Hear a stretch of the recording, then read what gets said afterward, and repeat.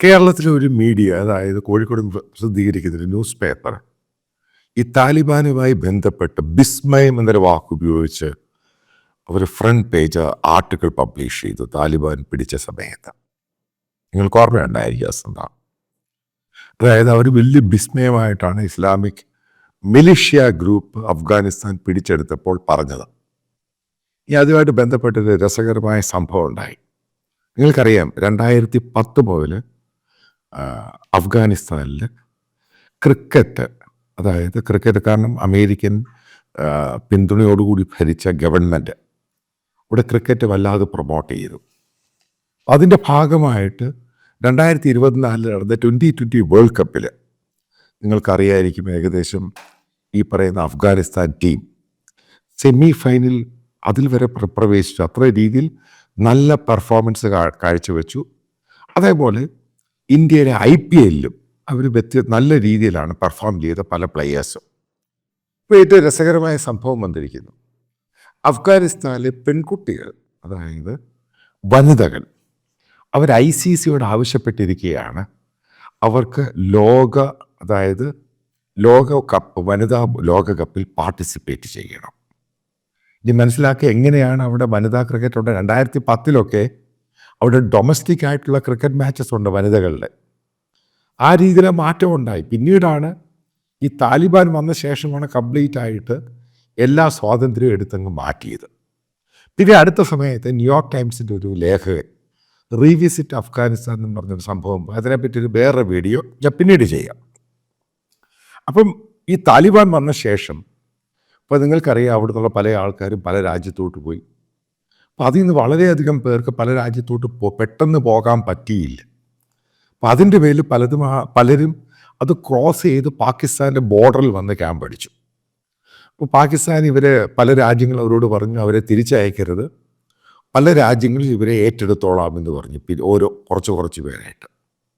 അപ്പോൾ അവിടെ ആ ക്യാമ്പിൽ വന്ന പെൺകുട്ടികൾ, അപ്പോൾ അവർക്ക് സഹായം എല്ലാം കൊടുത്ത് ഇൻ്റർനാഷണൽ പല ഓർഗനൈസേഷൻ, അമേരിക്ക, നാറ്റോ രാജ്യങ്ങൾ, ഇവരൊക്കെ ഈ പറയുന്ന റെഫ്യൂജീസിനെ സഹായിക്കുവാൻ വേണ്ടി സാമ്പത്തിക സഹായം, ഫുഡും മെറ്റീരിയൽസൊക്കെ കൊടുത്തു, ഇന്ത്യ ഉൾപ്പെടെ. അപ്പോൾ ഈ ഒരു സന്ദർഭത്തിൽ അവിടെ ആ പെൺകുട്ടികൾ അവിടെ ക്രിക്കറ്റ് കളിക്കാൻ ശ്രമിച്ചു. കാരണം അന്ന് ഡൊമസ്റ്റിക് ക്രിക്കറ്റ് കാബൂളിൽ കളിച്ച പെൺകുട്ടികളാണ്. അപ്പോൾ പാകിസ്ഥാൻ ഗവൺമെൻറ് പോലീസും ശക്തമായിട്ട് തടഞ്ഞു.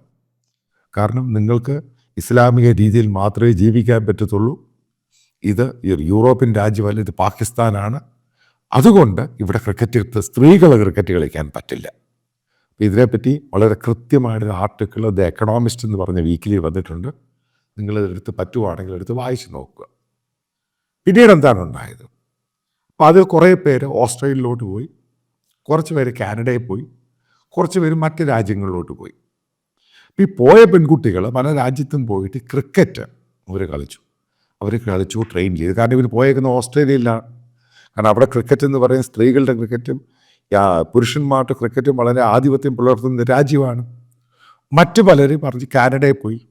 അപ്പോൾ അവിടെയും ഈ ക്രിക്കറ്റ് തുടങ്ങി വെച്ചിട്ടുണ്ട്, കുഴപ്പമൊന്നുമില്ല, അവിടെയും ആളുകൾ ക്രിക്കറ്റ് കളിക്കുന്നുണ്ട്. കാനഡയും വേൾഡ് കപ്പ് ക്രിക്കറ്റിൽ കളിച്ച രാജ്യമാണ്. അപ്പോൾ ഇവർ ക്രിക്കറ്റ് കളിക്കുകയും ഈ പറയുന്ന ഓസ്ട്രേലിയയിലൊക്കെ ഇവർ വളരെ ടീം അങ്ങ് സെറ്റായി, അതായത് നല്ലൊരു ടീമായിട്ട് അങ്ങ് മാറി. കാരണം അവിടെയുള്ള ഓസ്ട്രേലിയൻ ലോക്കൽ ലീഗിൽ ഇവർ കളിക്കുക, കാരണം ഇവർ റെഫ്യൂജീസ് ആണല്ലോ. പക്ഷേ ഇവർക്കൊന്നും ഈ പറയുന്ന പോലെ ഓസ്ട്രേലിയൻ ടീമിൽ കളിക്കാൻ പറ്റുന്നില്ല. കാരണം പെട്ടെന്ന് റെഫ്യൂജീസിനെ അവിടുത്തെ രാജ്യത്തെ സിറ്റിസൺ ആക്കരുത് എന്നുള്ള ഒരു നിയമം വന്നിട്ടുണ്ട്. ഇത്ര വർഷം കഴിഞ്ഞ ശേഷം അതിനുശേഷം അസൈലമായിട്ട് എടുക്കുക, പിന്നീട് മാത്രമേ അവരെ സിറ്റിസണായിട്ട് എടുക്കാം. പിന്നീടുണ്ടായ മാറ്റം, കാരണം ഇവർ ലോക്കൽ ലീഗ് കളിക്കുമ്പോൾ നല്ലപോലെ ക്രിക്കറ്റ്, അതായത് സ്ത്രീകളുടെ ക്രിക്കറ്റ് നല്ലപോലെ പെർഫോം ചെയ്യാൻ തുടങ്ങി. നല്ല ബൗളേഴ്സും നല്ല ബാറ്റിങ്ങും അതുപോലെ ഫീൽഡിങ്ങും. അപ്പം അതിൻ്റെ പേരിൽ നല്ലൊരു സെറ്റ് ടീമായിട്ട് അങ്ങ് മാറി. അപ്പോൾ ഒരു NGO കോർഡിനേഷൻ, ഇപ്പോൾ പല ഓസ്ട്രേലിയയിൽ നിന്നും കാനഡ എല്ലാവരെയും പോയവർ, അതായത് ക്രിക്കറ്റ് കളിക്കുന്ന ആൾക്കാരെ ഓസ്ട്രേലിയയിൽ കൊണ്ടുവന്ന് അവരെ അങ്ങ് ഒരുമിപ്പിച്ച് ഇത്രയും പെൺകുട്ടികൾ, ഏകദേശം 10, 25, 30 പെൺകുട്ടികൾ, നല്ല ടീം അങ്ങ് സെറ്റായി. അപ്പം അതിനുശേഷം അവർ ഈ അഫ്ഗാനിസ്ഥാനിലെ അവിടുത്തെ പുരുഷന്മാർ സെമി ഫൈനലിൽ വന്നു കഴിഞ്ഞപ്പോൾ ഈ താലിബാൻകാരെടുത്ത് ക്രിക്കറ്റ് കളി കാണാൻ തുടങ്ങി. ഞാൻ പറയുന്ന ഒരു ഗ്ലോബലായിട്ടുള്ള ചേഞ്ചസ് ആണ് ഇത് മുഴുവൻ ഉണ്ടായിരിക്കുന്നത്. അതായത് താലിബാൻ എന്ന് പറഞ്ഞ രാജ്യത്ത് പൂർണ്ണമായിട്ടും സ്ത്രീകളെ പൂർണ്ണമായിട്ട് അടിച്ചങ്ങ് ഒതുക്കി. നിങ്ങൾ കണ്ടു കാണും, കൊച്ചുകുട്ടി പെൺകുട്ടികൾ ഉൾപ്പെടെയാണ് അവരെടുത്തുകൊണ്ട് പോകുന്നത് സെക്ഷൽ സ്ലേവായിട്ട്. വല്ലാത്തൊരു ഗതികെട്ട രാജ്യമാണ് അഫ്ഗാനിസ്ഥാൻ. അതിനെ സപ്പോർട്ട് ചെയ്യാൻ അന്ന് വിസ്മയം എന്ന് പറഞ്ഞ കേരളത്തിലെ ഒരു ലീഡിങ് ന്യൂസ് പേപ്പർ, അവർക്കാകുമ്പോൾ വിസ്മയം ഉണ്ടായിരിക്കുന്നത് ഈ വനിതാ cricket is performing very well. അപ്പോൾ അവർ പല രാജ്യങ്ങളുമായിട്ട് ടൂറിങ് നടത്തിലൊക്കെ, പല ക്ലബ്ബുകളും ലീഗുമായിട്ടൊക്കെ. സോ അവർ നല്ലൊരു സെറ്റ് ടീമായിട്ടങ്ങ് മാറി. അവസാനം അവർ ICCക്ക് അവർ ആപ്ലിക്കേഷൻ സബ്മിറ്റ് ചെയ്ത് അവരെ റെഫ്യൂജി ആയിട്ട് കണക്കാട്ട് റെഫ്യൂജി രാജ്യമായിട്ട് അഫ്ഗാനിസ്ഥാൻ എന്ന് പറഞ്ഞ ടീമിന് വേണ്ടി കളിക്കാൻ അവർക്ക് ചാൻസ് കൊടുക്കണം. ഏതായാലും എനിക്ക് തോന്നുന്നു ഒരു രാജ്യം അതിനെ എതിർക്കാൻ സാധ്യതയില്ല. ഈ പെൺകുട്ടികളുടെ ക്രിക്കറ്റ് ടീമിനെ, അതായത് ICC അംഗീകരിച്ച് ചിലപ്പോൾ അടുത്ത വേൾഡ് കപ്പിൽ ഈ പറയുന്ന പെൺകുട്ടികളുടെ അഫ്ഗാനിസ്ഥാൻ റെഫ്യൂജി ടീം ഒരു ഓസ്ട്രേലിയയിലും കാനഡയിലും മറ്റ് പല രാജ്യങ്ങളിലാണ്. പക്ഷേ അവർക്ക് കളിക്കാനുള്ള അവസരം കൊടുക്കും എന്ന കാര്യത്തിൽ സംശയമൊന്നുമില്ല. കാരണം ആ രീതിയിലുള്ള കാര്യങ്ങളെല്ലാം പല രാജ്യങ്ങളും അവർക്ക് സപ്പോർട്ട് ചെയ്ത് മുന്നോട്ട് പോകും.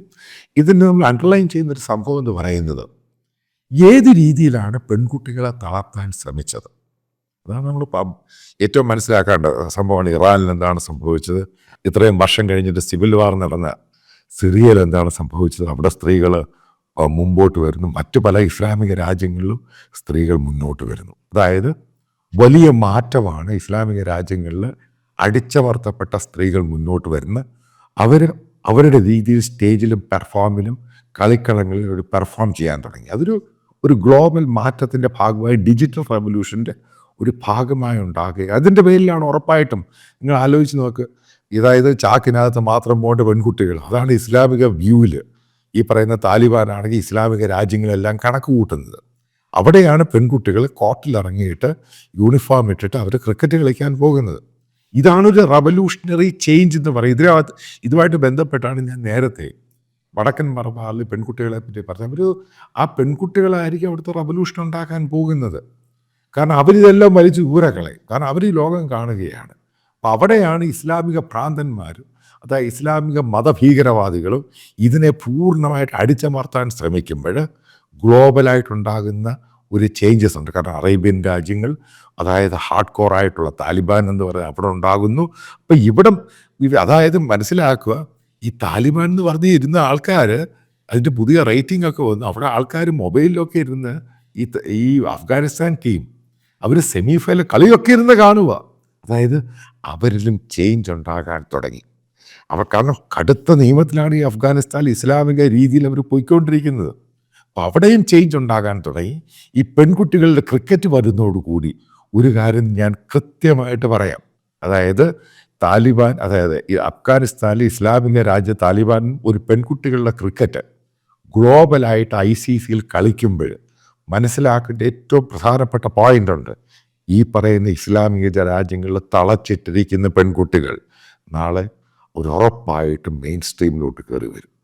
അത് ഈ മതഭീകര വൃത്തികെട്ട ഇസ്ലാമികവാദികൾക്ക് കൊടുക്കുന്ന ഏറ്റവും വലിയ അടിയായിരിക്കും. കാരണം അതിൻ്റെ ലക്ഷണമാണ് ഈ പറയുന്ന ഇതുമായിട്ട് ബന്ധപ്പെട്ട ആർട്ടിക്കിൾ എഴുതിയിരിക്കും. കാരണം ഇതൊരു റെവല്യൂഷണറി ചേഞ്ച് ആയിരിക്കും സ്റ്റേജിൽ, അതായത് ക്രിക്കറ്റ് ഫീൽഡിൽ ഈ പെൺകുട്ടികൾ വന്ന് ക്രിക്കറ്റ് കളിക്കുകയും ഈ പറയുന്ന ഇസ്ലാമിക ലോകം ഇത് കാണുകയും ചെയ്യുമ്പോഴാണ് സംഭവം ഞെട്ടുന്നത്. അതാണ് ഞാൻ പറഞ്ഞത്, സൗദിയിൽ മാറ്റമുണ്ടായി, ഇസ്ലാമിക രാജ്യങ്ങളിൽ മാറ്റമുണ്ടായി, സാക്ഷാൽ താലിബാൻ അവിടെയും മാറ്റമുണ്ടായി. ഇതാണ് ഞാൻ പറയുന്നത്, ഗ്ലോബലായിട്ട് വലിയ ചേഞ്ചസ് ആണ് ഉണ്ടാകുന്നത്. അതിൻ്റെ ലക്ഷണം തന്നെയാണ് അതായത് അഫ്ഗാനിസ്ഥാൻ താലിബാൻ്റെ കൺട്രോളിലുള്ള അഫ്ഗാനിസ്ഥാൻ പുറത്തുപോയ പെൺകുട്ടികൾ ഈ ക്രിക്കറ്റ് കളിച്ച് തിരിച്ചവർ, അതായത് ഗ്രാജുവലി ഇവർ തിരിച്ചു പോകും അഫ്ഗാനിസ്ഥാനിൽ. ഉറപ്പായിട്ടും അവരുടെ രാജ്യം അത് തന്നെയാണ്. ആ മാറ്റമാണ് ലോകം കാണാൻ പോകുന്നത്.